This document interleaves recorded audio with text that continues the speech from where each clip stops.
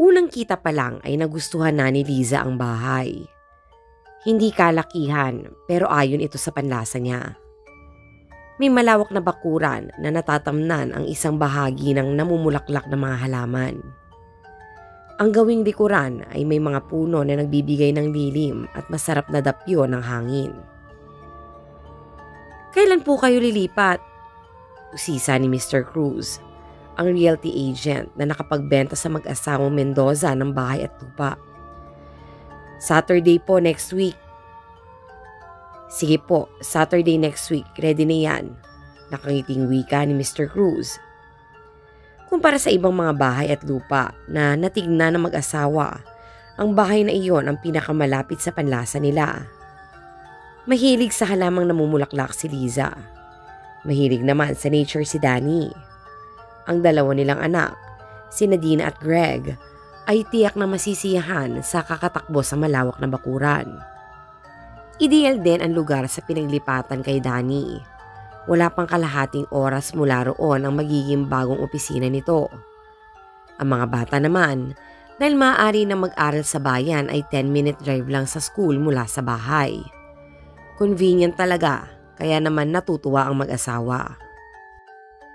Sabado, pagod na pagod ang mag-asawa. Niwala pa sa 1/3 ang nabubuksan nilang mga gamit na nakaimpake, ay tumigil na sila dala ng pagod. Bagamat tinulungan sila ng mga tauhan ng lipat bahay, ay mga malalaking kasangkapan lang ang naayos na mga iyon. Ganito palang matira sa sariling bahay. Ang sarap sa pakiramdam, ani Liza na yumakap sa dibdib ni Danny na tulad niya ay nakahiga sa matrimonial bed. Kahit hindi branyo ang bahay? Tanong ni Danny na kinukuha ang loob ng asawa. Oo naman. Hindi man tayo nakapagpatayo nito, but I assure you, type ko talaga to. Kung magpapagawa man tayo ng sarili nating bahay ganito din halos ang ibig kong yari. Parang ang gift to from heaven para sa atin Niyakap ni Danny si Liza. But promise, pag nakaipon ako ng malaking pera ay papagandahin natin ito. Meantime, magtatanim ako ng maraming mga halamang namumulaklak. I'm sure pwede ako magsimula ng flower business dito. Malamig ang lugar at sa nakikita ko ay maganda ang tubo ng mga halaman. Added bonus na yon, di ba? Business-minded ka talaga. Kaya inggit sa akin ang iba kong office mate Ang mga misis kasi nila, walang ibang concern kundi ang magpa-beauty. Kasi nga, beauty na akong likas. Kaya sa iba na nakapokus ang attention ko. Biro ni Liza. Nagkatinginan ng mag-asawa. Dagling tumayo si Liza at hinagilap ang tsinelas. Nananaginip yata si Bunso.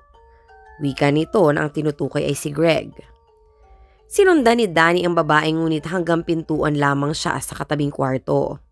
Nang silipin kasi nila ang mga anak ay himbing na himbing ang mga ito sa kani-kanila mga kama.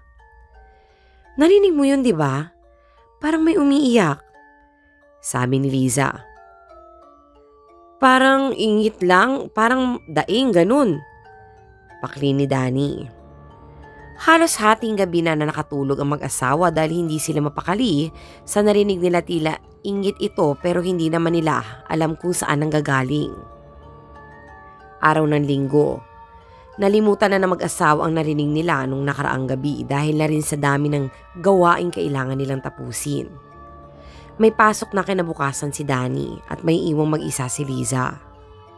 Ang magkapatid na sila Dina at Greg ay libang na libang naman sa pakikipaglaro sa kanilang asong si Pintas. Gabi, inaayos ni Liza ang mga damit na isusuot ni Danny pagpasok kinabukasan nang muli siyang matigilan.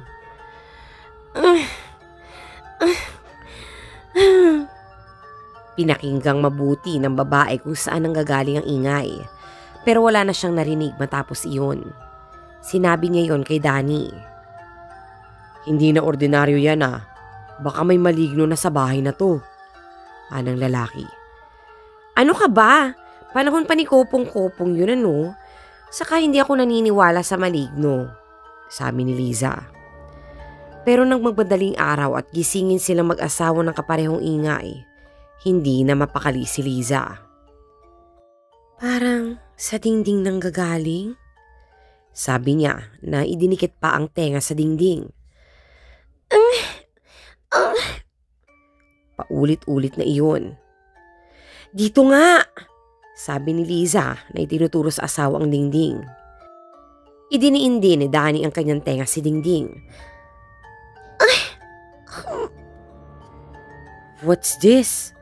Parang may umiiyak sa loob. Buksan natin. Tingnan natin kung ano yun. Ano? Sisirain natin tong dingding? Gusto kong malaman kung ano yun. Hindi ako matatahimik na gabi-gabi na lang may naririnig tayong iyak o ingit na hindi natin maintindihan. Sa kakukulit ay pumayag si Danny. Kumuha siya ng palakol at marahang inuka ang tapat na dingding ng pader. Diyos ko po! Napatili si Lisa nang makita niya ang kalansay na fetus na nasa loob ng nakaukang hollow block. Hindi na nalaman ng mag-asawa kung paano napunta roon ng fetus dahil wala rin maisagot ang ahenteng si Mr. Corpus nang tanungin nila. Ang dating may-ari ng bahay ay nasa ibang bansa na at wala ng paraan para makontak pa nila. Pinabenditahan nila ang kalansay na sanggol at nilibing sa pampublikong sementeryo ng bayan. Mula noon ay wala na silang narinig na ingit sa dingding. Natahimik na rin sa wakas ang kaluluwa ng sanggol na linapastangan man ang ina nito ay nabigyan nila ng marangal na libing.